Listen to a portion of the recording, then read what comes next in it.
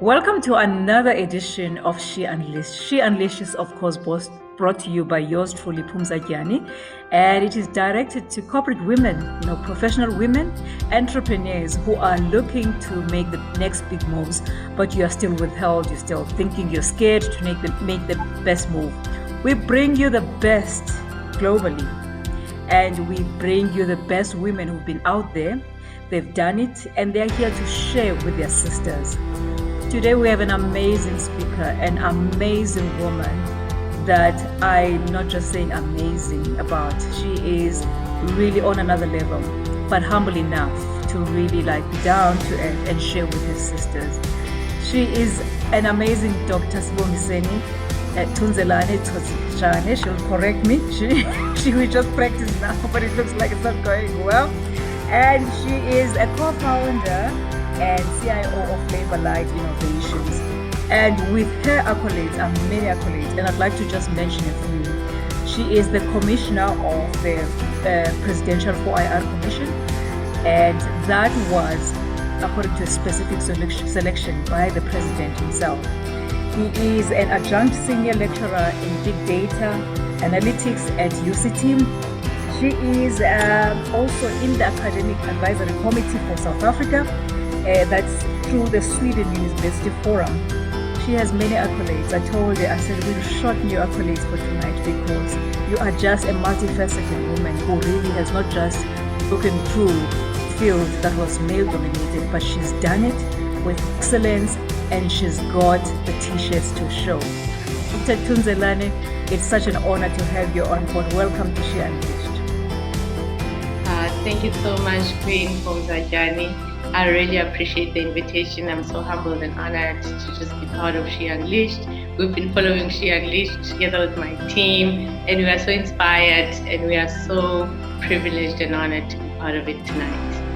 Thank you so much, Dr. Sibs. Sibs, who is this woman behind all of these accolades? I mean, to mention a few, you're a multi-award winner for business process modeling, and not just in South Africa, globally. You have been mentioned in world stages. Your work has been tested across the US, Canada, and multiple other global countries. You have been voted the most inspiring woman. There are many others. I listed them, and at some point I realized that it would be the whole She Unleashed show. Who is this Dr. Sibs, and how does she do it? Where does she find all this time to do all of this? I am a lover. That's my title. I love love. I love grace. I love wisdom. I'm a daughter. I am a sister. I am a friend, a colleague. I am born and raised in the rural Mkhangiso in the Eastern Cape. Even Google hardly can find it because it is so rural and remote. We don't even have a spaza shop where I was born and raised. And I'm so just grateful that coming from the rural Eastern Cape, it's possible for every single young woman and young person, no matter where you come from, no matter where your roots, you can go from where you are to the world. There are absolutely no limits. Wow. And I'm also a tech enthusiast. I love ICT. I was fortunate when I was in grade 7. My parents took me to an assessment to find out my strengths so that when I go to high school, I know what subjects to choose. It came out that I'm a very technical person.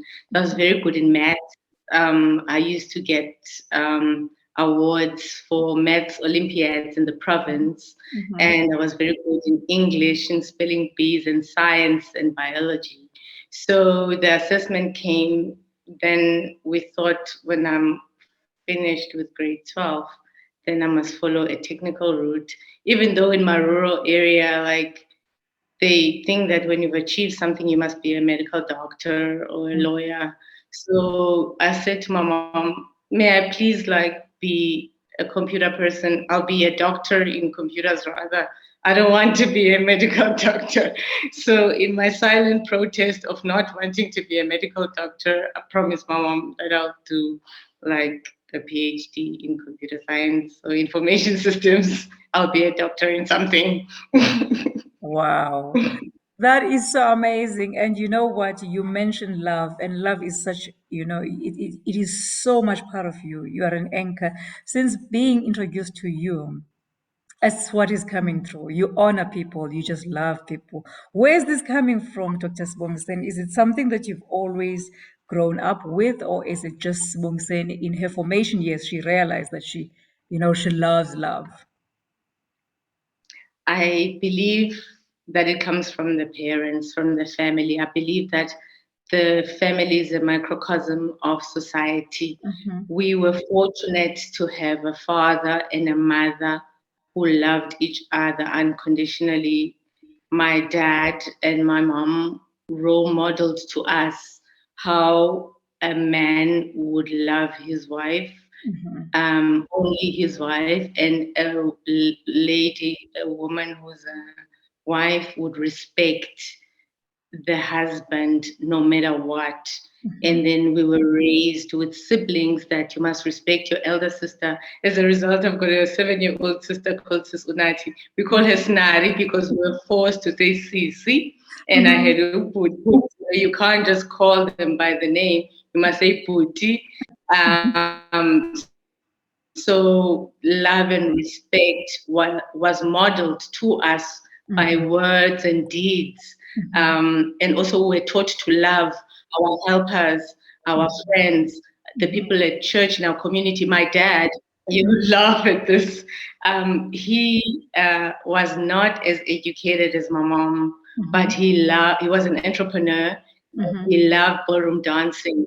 We were forced to also support like young people in the area, like from our rural area and from our township, to just be there and hang at the ballroom dancing. So he'll get us like designer clothes when it's ballroom dance competitions.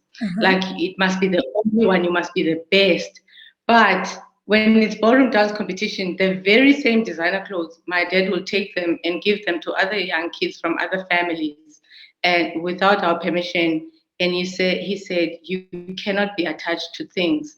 They must be the best and the latest, but you must share with your sisters and brothers at the ballroom dancing school. You can't be attached to material things, but you must get the latest and the fast and the greatest. So I'm like, now that we thought we like the best and you got this designer clothes, but now you're Give it taking them away. away and giving them to other kids. Now the other kids are the best now and they've got designer clothes and we don't have.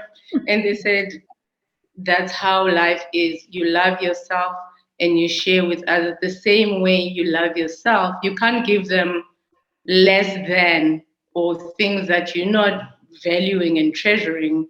So love is you love others the way you love yourself. So those were the principles we were raised by our dad and our mom and our siblings. We grew like that. And in the business, I work with my 7-year-old sister Unati Tunzelana Thotsejane. So it's funny that siblings tend to be rivals, but we are the best of friends and we are business partners. Wow. So now tell me, Dr. Sips, from Kangiso to this, tell me about that journey. Where was the tertiary education and what is the journey you took to be now where you are? And you are now running an organization that you founded yourself with your sister as a co-founder of FlavourLite Innovations. What was this about? Did you just come out of varsity and decide I'm not working for anyone? How was that journey like? So the journey, like I did my first year at Pretoria Technicon and I did information technology. It did actually start at Border Technicon when I was doing grade 12. They chose 4 students to come do IT during weekends and also during public holidays and June holidays. So we coded and we programmed in C++ and C Sharp. And then I thought, oh, this is so easy. Like I would write my code like with shorter lines and I'll be done. And then I'll be helping other colleagues and other classmates because I'll be done so quick. So I thought, let me do IT, it will be easy. But when I got to first year, it was not as easy as the basics we had learned. It was so tough. I used to cry and I used to like want to go home because it's so tough. And then my first year teacher, who's now Dr. Frina Albertine, she really nurtured us and inspired us. I remember when they needed 2 students from Technical Pretoria to go to the in-service training in Holland. She said, Sibongiseni must go apply. And I'm like, Holland? I don't even know where Holland is. Is there snow? I don't want to go. Me? No ways. I'm not applying. Thanks, ma'am, for the offer, but I don't know where Holland is. Geography is not my strength. I'm not going. Thanks, but I appreciate you reaching out to me. On the day of the interviews for the selection, I really didn't go. I went to go play soccer. I was representing my res for a soccer tournament. On my way back, I met Dr. Frina Albertine. She said, Sibongiseni, where are you? You must go to the interview. I was wearing soccer shorts and a vest.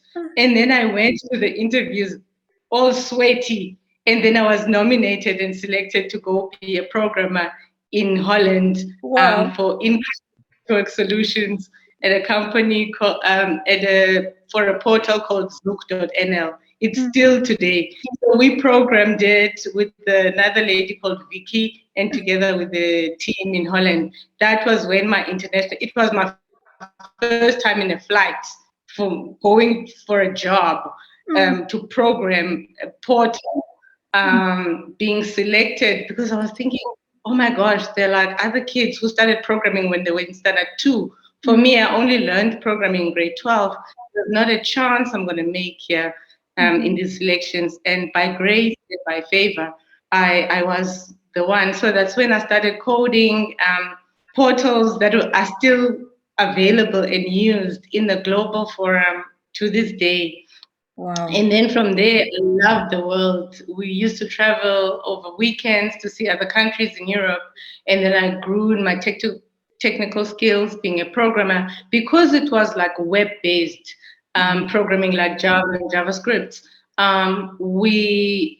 I got to love search engines because we were programming a portal with the search functionality in it.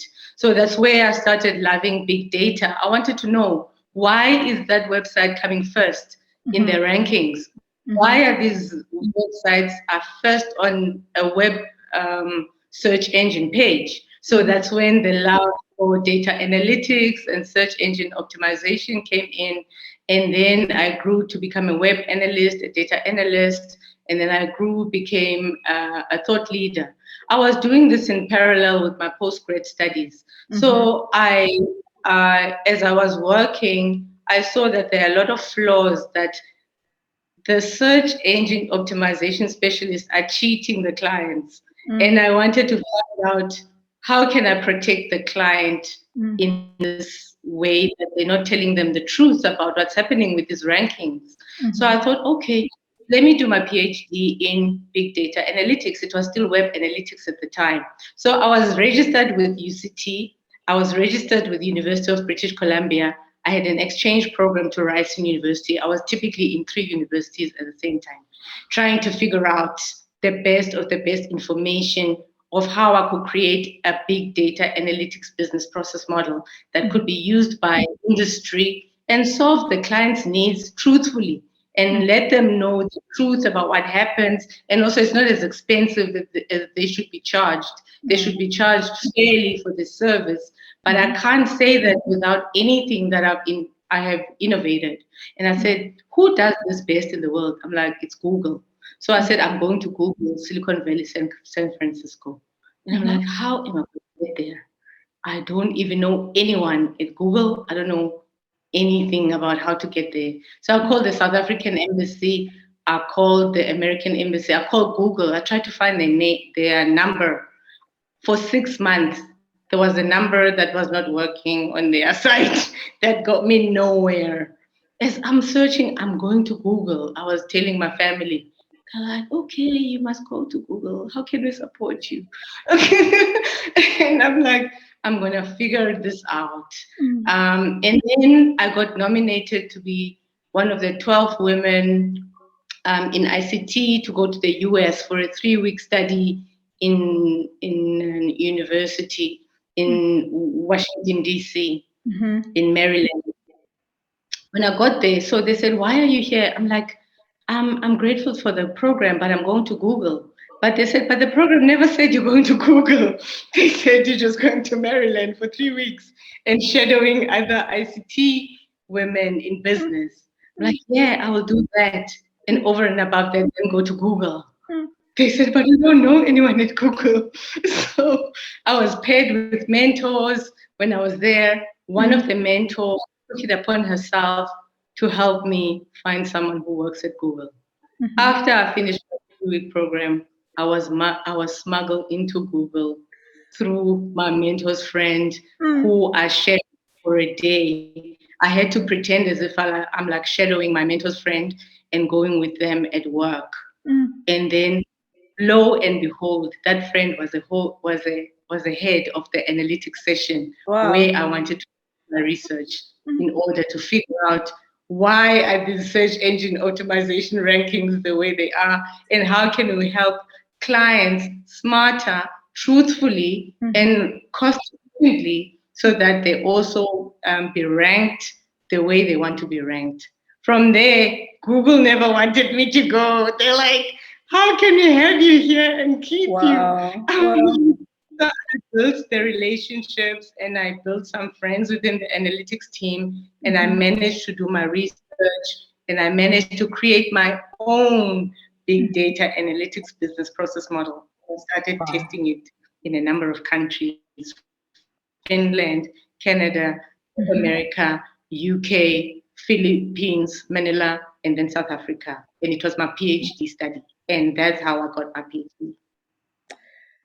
Dr. Sibs, I cannot imagine that all of this does not come with some form of, challenges and hardship. You have this thing about you that you make things to appear so simple that they come to you as simple. Tell me about the challenges in the journey, because I'm sure there were challenges. And I think this is talking to anyone at home that says, just that 6 months, as much as you say it in like an easy kind of approach, it could have been a grueling 6 months, because there were times that you almost gave up, that this number is just not working. How do you find this flair of just making fun of your challenges, because you just laugh at yourself with your challenges, whilst for someone else it's probably things that make them give up? I think faith plays a big role, and also purpose plays a big role. The purpose was, there's a persistent global business challenge, and global companies are shortchanging a client base.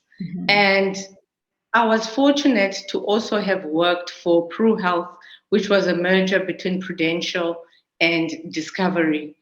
In that team, there was no digital analytics team that existed. We were the first to establish it. So we were working in the Sentin office and in the UK office, and we had a virtual global team. So the team was in the UK and was sitting in Sentin, South Africa. So this was a global challenge. It was persistent in the number of countries, persistent in Europe.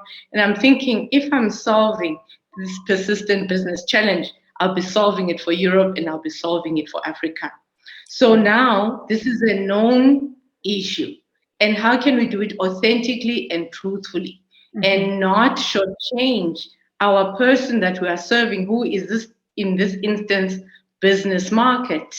So how can we bring a solution that the market is looking for in an authentic and truthful and an ethical manner, and yet cost efficient for them?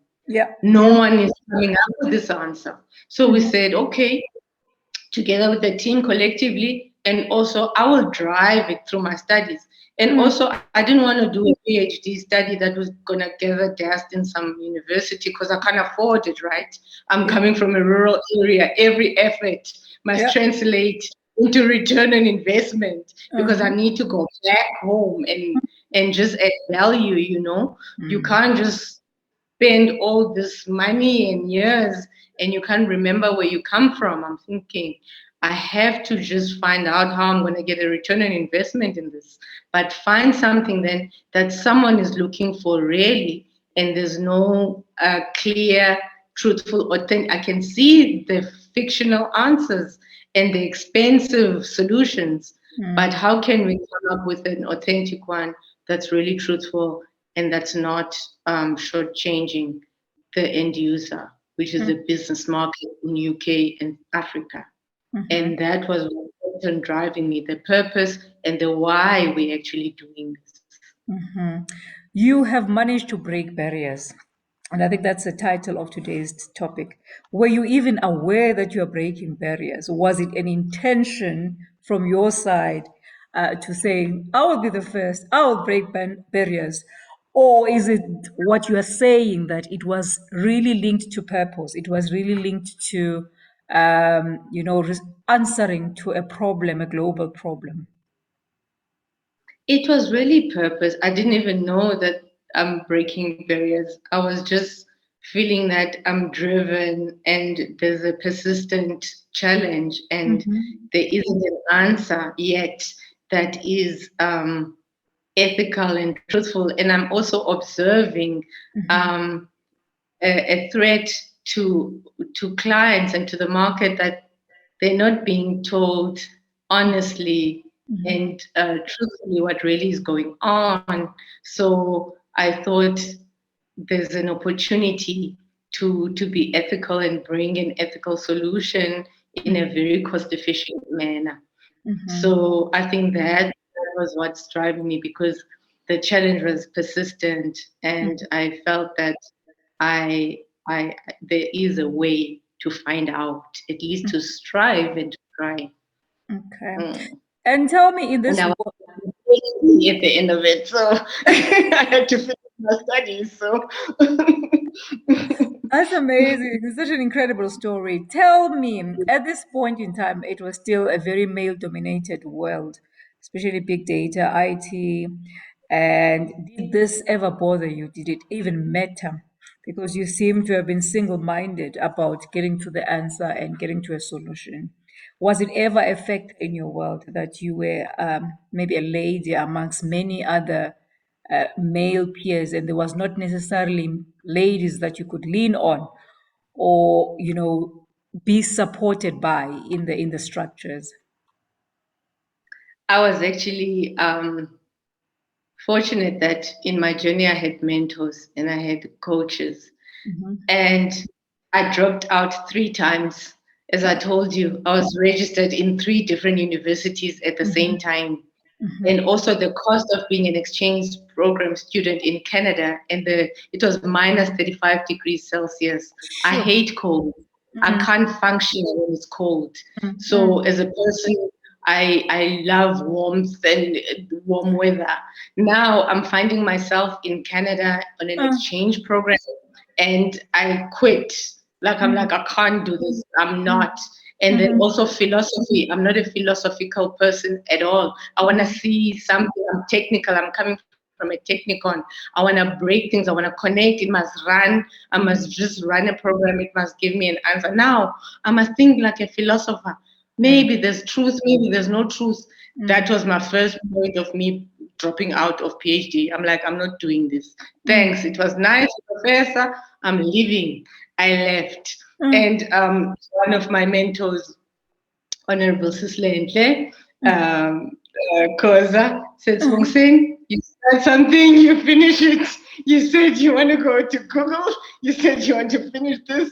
And you're busy now working with this team, with this virtual team. You are formulating the first ever digital analytics division between UK and South Africa. Who do you think is going to finish this, right? I'm like, but they told us in class there's no truth. So what class is this? So I'm not going back there. So I dropped out. So if there was not that voice from a mentor to say, you actually going back to class, that was my first instance. And then my second instance is that okay, I've got this now. My PhD supervisor passes away. Now I don't have a supervisor. No one understands big data analytics at my university that I'm registered with. So now I need to register at another university without dropping the first university because I've done headway. That's a second point. Now I don't have a supervisor in my life. And then another supervisor came from Ryerson University from Canada who was a guest.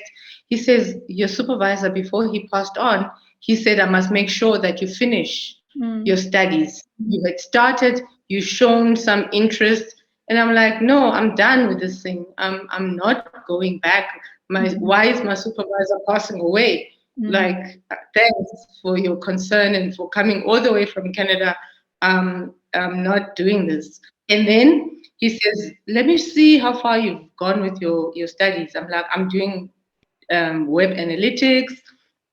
He says, oh, this looks like a newspaper article. This is not good enough standard for what you're trying to achieve. And I said, I beg your pardon, Professor. I understand you're a professor, but this is like a lot of hard work. I'm in industry. This thing, I tested it in Europe and in Africa. I said, oh, it sounds like, do you want to give it to Cape Town Times, please? It sounds like a newspaper article. I'm not interested in this. But I'm going to help you like do a proper PhD study. And in PhD, you must come up with something new that no one has ever come up with.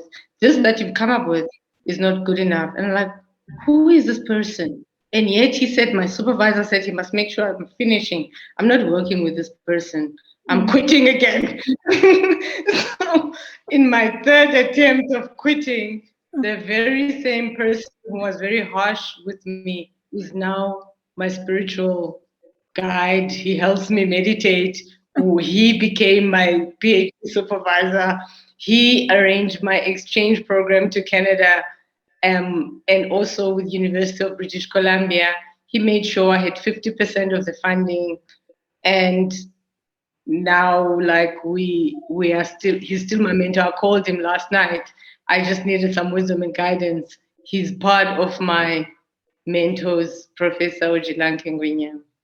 Wow, it's such an incredible story. And to know that there were challenges in between, it was not a straightforward story, but somehow the coaching and the mentors were quite, useful in your journey in redirecting the energy when you were ready to quit at 35 degrees in Canada.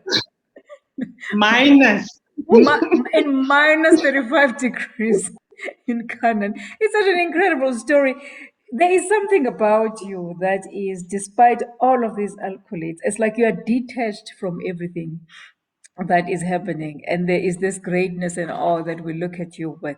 Somehow you are so detached. And I could allude it to the story you spoke to me about when we started, where you said, my daddy made sure that there was no attachment to any of these things. Are you aware of it? Or is it something that you are not even aware about? That you just have this lies affair to all of these incredible things that are happening around you. Not at all. I don't even remember like that I'm a doctor. Like I don't, like it's not important to me. Like I had to complete like a task and come up with something that no one has ever come up with. That was the most important thing. And also honor my mom and my dad who wanted me to be a doctor, but I thought, okay, I also thought it's a cool thing, this PhD thing, but I don't remember it on a day-to-day basis. I'm driven by the fact that there's poverty, there's inequality, there's unemployment. How can I solve these persistent ills that are in our country and in our continent? How can I add value, the little that I can do in leveling the inequality, in bridging the digital divide and the divides that happen in the fact that we're not equal, and the fact that some, especially the rural and the township and the marginalized people, they usually last. And also, it's not our fault that we studied in Bantu education. So that's the education we got. So why can't we have a seat at the table? So I make it my purpose. How can I add value in minimizing those marginalized challenges we find ourselves in the country. Tell me, what That's what does that's awesome, Dr. Sips. Tell me, what does FlavourLite Innovations do? FlavourLite Innovations is an ICT company that really was kickstarted into business. So, as we completed this business process model through research, we felt that we need to talk about it. As we were talking about it in conferences and we were sharing the findings, one person by the name of Mr. Henry Norson from Santam said, "Oh, wow, this is so interesting. Would you help us establish this at Santam?" We said, yeah, sure, we will. So that was our first client as a company. So as we were speaking and we had entered South African Breweries SAB Kickstart competition, we won a gold award for our business idea. So they said, okay, because you won, implement it then. You must get clients. We were literally kickstarted into business. And as we were speaking about this business process model, Santam said, we'll pay for it. And then they were our first client. So our team really started with this digital analytics, big data for the financial sector.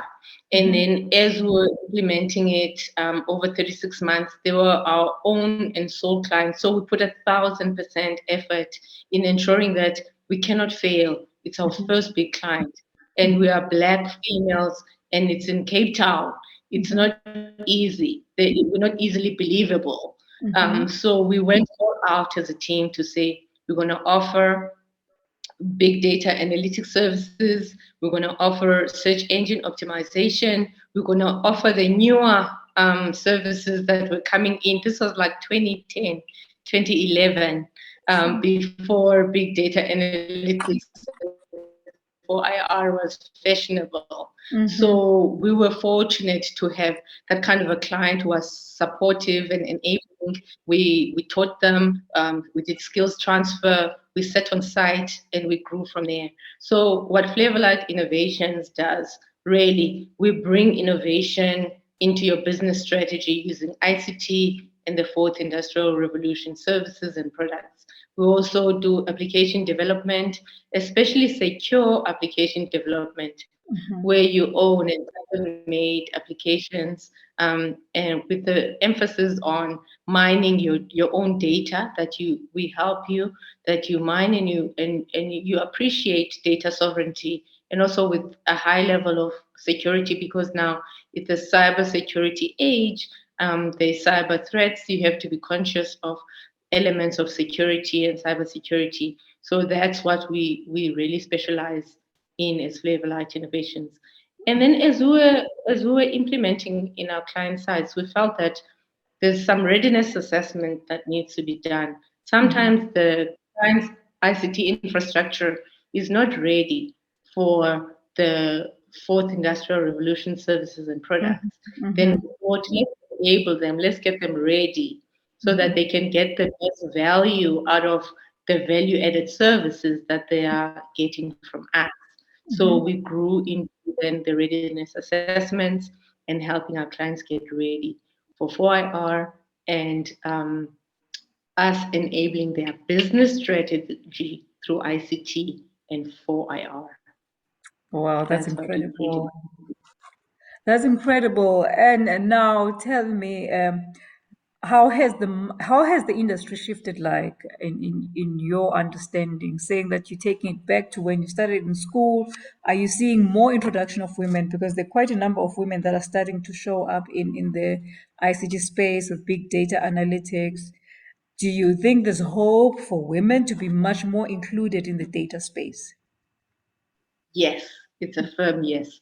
Women are empowering themselves, women are investing in themselves, and also women are working together. So what we do is, as well as an SME, we work with other young women, we work with other teenagers, because there's something we could learn from another team, and there's something another team can learn from us. And the demand is actually higher than the supply of authentic services. Also, there are many chances in our space, as you would know, Queen Pum. So, for the level of excellence and quality that's needed by the world, we need to work from a position of strength than just to say, oh, there's money in ICT, there's money in 4IR. But what are those women strong in? What is their value proposition? Because everyone's got an area of strength. For example, my sister, she's strong in communications. She worked for SABC and she worked in the media and arts. She's a very artistic and creative person. I'm a techie. I'm a techie to the T. So now sometimes we have to measure how much money are people making from radio ads and from TV ads, and also what is the return on investment on marketing spent on billboards, on print media. So now she comes with that strength. She didn't say, oh, I'm going to go do an IT degree.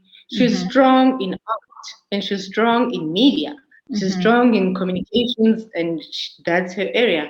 So we said, how can we take her strength and my strength and work together and we come up with a solution that is best for the client? So she doesn't have to change who she is. Then she naturally gives out of her strength. And also she's very perceptive. So now there's sentiment analytics in analytics now. How people are feeling, and she gets very, very strong in that. Me, I want zero ones. I want you to run. So now when people work from areas of strength, it works better. For those areas as women to work together and collaborate, it will really do us good. I'm not saying we're not lifelong learners. We can still do a course to enhance our skills in 4IR, no problem. In cybersecurity, in data, in blockchain now, which is really coming to the surface, we can always do that. But add that to what comes naturally to you as your area, your giftedness, your talent, your purpose. That would usually bring out more opportunities for us as women to add value where there are gaps in the market. Absolutely. I And see. now tell me, so with all of this work that you're doing and all your concerns now about the social issues of poverty and unemployment, how do you balance yourself? Because you are involved in quite a lot of things and initiatives that are really pulling at your purpose. But where is that place that Sibongiseni goes to for replenishing herself? Spirituality, definitely meditation. I love meditation. And also, I love music and I love my family as well. So, I'm also a hip hop DJ. So, I produce and mix music. Wow. So, the studio is like my place, like it's my happy place. So, that's where I draw my strength, like from spirituality, from music, from my family. Yeah. So creating new music, I love music. You know, the foundation of today was about breaking barriers, but I think what the essence of you is one who knows herself.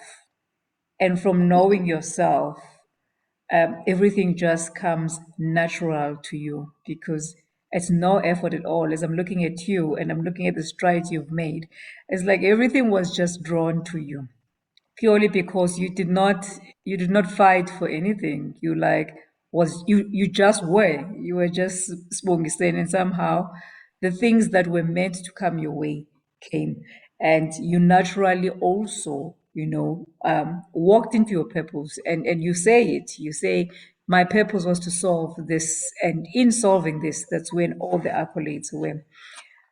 What can you advise women? Because you are right. You are saying that women, you need to find your natural strength. And sometimes we tend to be maybe also in different spaces when it's not necessarily our natural space, but it's probably because we are introduced later as women in things as well. There are social issues that were, maybe part of the reason that we came later into certain spheres. What can you advise women? Because it's a bit of a challenge. It's a bit about you find yourself as you have to survive. That's true. So Pumza is like 44. When then Sibongiseni comes and says, you have to know yourself. How do you balance the two in finding yourself, but also still then making sure that there is livelihood that comes from that? So you start from where you are, like you start from where you are. For example, let's say you are working, or let's say you're not even working, for example. So you start from where you are. So you be conscious and be aware. This is where I am. And how do I then move to the next place? For me, I am a big believer of being involved in the economy and commercialization of anything. So if you are unemployed, what can I do today, now, to earn an income? Now, like what do I have in my hand today? So I can read, I can write, or I can create a song, or I can create a beat. Um, then package that, what you have in your hand, and sell it. Like you sell one of it or you sell two of it, but have an income. Now you have to have a way you can waitress today. Like you don't have to wait. Like I used to waitress when I was in grade 12, grade 10 and standard 8, to get the tips. I used to sell donuts. In order for me, I used to sell fudge at school in grade 11. What do I have now? I can sell fudge. I can sell a donut. But I must have money so that I can buy a computer or I can buy software because I want to go to university. But don't look down on anything that will make you income. You can sell fruit. What can you sell today? Like if you're getting a grant or if someone give you money, take that money, must be a cost of sale. You're gonna see what is sellable in the environment and where you find yourself. Sell, find something within your reach. Go waitress. You don't even have to have capital for waitressing or to be a waiter or to start. But don't just sit and don't do anything. Like don't sit. Be willing to start from the bottom up, from the ground, to sell whatever is in your hand. If you can't sell, go volunteer at your nearest company. Say you want to work for a certain company, go volunteer. They're going to teach you a skill. That skill you're going to package and you're going to sell. It may be they're going to teach you web development. Even if you didn't do IT, it's so easy now. It's plug and play. There are tools. You can use different toolkits. You sell a website to someone, but you want to volunteer. But the person you're volunteering for won't just not have a heart and maybe give you a stipend. So don't just sit. Get up and volunteer, learn a skill in a company, in an environment, and ask those people that you're volunteering for to mentor you because you gave of your time. Go get a learnership, go get something, get up, apply, write a letter to someone who doesn't know you and say, can I please offer my services for 3 months in exchange of me learning a skill that I'm going to package into me earning an income. So I believe sometimes the young people, they look down on the YES graduate program, or they look down on, oh, I'm going to waitress. It's going to temper with my swag, or it's going to temper with my street cred. But you must have income, money to sow into your dream. Your dream, you must sow seeds. I used to tutor. I used to finish, after I'm done with my homework, I go to tutor. What did I have? I finished my homework and I understood my homework. Then I go tutor and 8 Rand per hour. I'm saving that 8 Rand towards my dream. Whatever dream I have, I was accumulating and then go enter business competitions enter a competition, you're going to win software, you're going to win hardware, but you had to put in the hours, put in 10,000 hours to be an expert in anything. Put in those hours, put in those 8 rands and save them. And then they're going to accumulate. Now I want to be a hip hop DJ. I've got a single that's out. I've got beats. I own everything. It's my own intellectual property. I pay the artists. I pay the producers. I own this IP. But now it must be 10 songs. I only have one. I save, I invest, I go, I watch like DJ Sindo, DJ Black Coffee, can I shadow you? One day when I grow up, I want to be a DJ Sindo. I want to be a DJ whoever I am who's an artist. I find, can I please just be a tag and watch you when you rap? I want to be in the hip hop space. You go, you carry the equipment. You're not a doctor there. You that person who wants to be a hip hop DJ. You are asking who's the best in this, who's winning awards. You shadow them, you learn from them, you ask for permission. Some say yes, some say no. So what do? You get a lot of no's, you get a lot of yeses. Whoever is gonna give you a break. I was fortunate to spend time with the late WHP. He used to give me hours as well. I was fortunate to spend time with Duke Singanga, with Ifani. They gave me hours. They told me how they got to win awards. Now I've got a single of my own. I must finish an album. I must do it. I must ask who's a producer who can guide me that I can shadow. Now I'm spending time with award-winning producers. I'm learning from them, but I'm putting in the hours and I'm saving so that I can own my intellectual property in order for me to hire some young artists, to hire some women that we could work with in producing this project so that we can all make money. Even the extras on the music videos, we pay them, but we had to save first to be able to own and to have access to the industry. It's a total different industry, but I have to humble myself and shadow and learn from those who are award winning in order for me to complete my project. Hopefully, I have a project in my life before my sister says, you must finish this music thing of yours. I thought, you're getting old now. You're going to be DJ stale. You're not going to be fresh anymore. Wow. I just love the commitment and just, humbling yourself, because that is the one aspect, humbling yourself. And people think it's easy to put yourself out there. It's not. We're all human.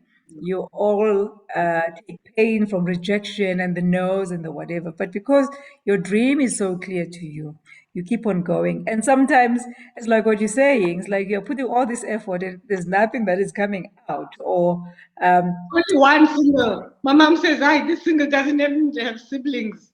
I know. But I love what you said, because really I think one of the biggest things that we'll ever have to go through, I think, as humans and as well as Black people as well, is going to be that they're standing up and doing something, because not everything is going to come from government or anything. That there are no mentors. It's like we're always waiting for someone to do it for us. But it's going to be about putting yourself there on the line, going out, asking the first thing. And I think you made it very practical. It's for someone who is sitting in the rural environment, have nothing, but they can sell apples, they can sell potatoes, and you move from there. You don't want to overnight be a star, but you have not even started. And there are lessons that you learn, by the way, in those humble beginnings that are also quite crucial for the later stages. I loved this interview. Today, my saying for the day was that there's nothing as expensive as a missed opportunity, because we literally have opportunities every day, but sometimes we miss them because of exactly what you're saying. We don't put ourselves out there to really start the one thing that will lead you into the next opportunity. Wow, what a refreshing interview. And I am so grateful that you also visited all aspects of building, because You don't just break barriers from nothing. It's because the foundation was there, and you simply, developed what was there with you. And when doors opened, it was because you had, worked hard to excel in whatever you were given. You gave very good examples of saying it takes 10,000 hours to be an expert in anything, meaning that you do apply yourself in anything that you put. You don't just because you're a woman, you just get the next thing. You put in the work and the excellence in your first customer base. It was really a pleasure and an honor to have you on board. And thank you for sharing your insights. And the best part of it is we interview you in August on Women's Month, and you are simply passing the message that it's not adequate to just be a woman, but be a woman that does the work. Thank you so much, Dr. Sib. It was such an honor to have you at She Unleashed. Thank you, She Unleashed. We love you, She Unleashed. Tell me, if they want to find you, because I know they'll want to find you. How do we find you, Dr. Sibs? On Twitter, I'm at Sibongiseni, and on Instagram, I'm at Sibongiseni. So it's SIBONGISENI. Wonderful. On Twitter and on Instagram. Thank you. Thank you so much, and may you be blessed with more, especially as a woman who is looking at doing everything to address the triple challenge of South Africa of poverty, inequality, and unemployment. Thank you so much, Dr. Sips. Thank you, Queen Poom. Thank you for inviting us, and thank you, She Unleashed. There you have it, to our listeners. We just bring you the most authentic, humbling women, for this lady, how big she is. And she just, still has her humility and is willing to share with anyone.